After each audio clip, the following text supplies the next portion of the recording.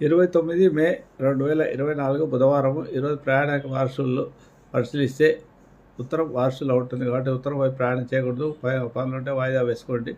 పడమర వైపు ప్రయాణం చేస్తే మీకు ధనలాభము, ధాన్యలాభం, కార్యసిద్ధి జరుగుతుంది. కాబట్టి ఏమైనా పనులుంటే పడమర వైపు వెళ్ళి చేసుకోండి.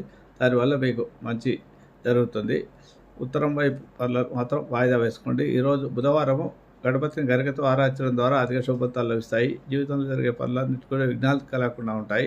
ఎవరికైతే విద్యలో రాణించలేదో ఆ సంతానం పిల్లల చేత ఓం గం ఐం గణపతి మంత్రాన్ని 108 సార్లు రోజు 1 సంవత్సరం పాటు జపం చేయిస్తే వారికి ఏలైన జ్ఞాపకశక్తి పెరిగి విద్యలో బాగా రాస్తారు. మంచి విద్యాబుద్ధులు అవుతాయి. జ్ఞాపకశక్తి చాలా ముఖ్యంగా పెరుగుతుంది. ఈ విషయానికి వచ్చంటే గరికతో బుధవారం రోజు ప్రతి బుధవారం కొబ్బరినూనెతో దీపారాధన చేసి ఆరాధన చేయడం ద్వారా మీకు అధిక శుభఫలితాలు గణపతి ఇస్తాడు. ఈరోజు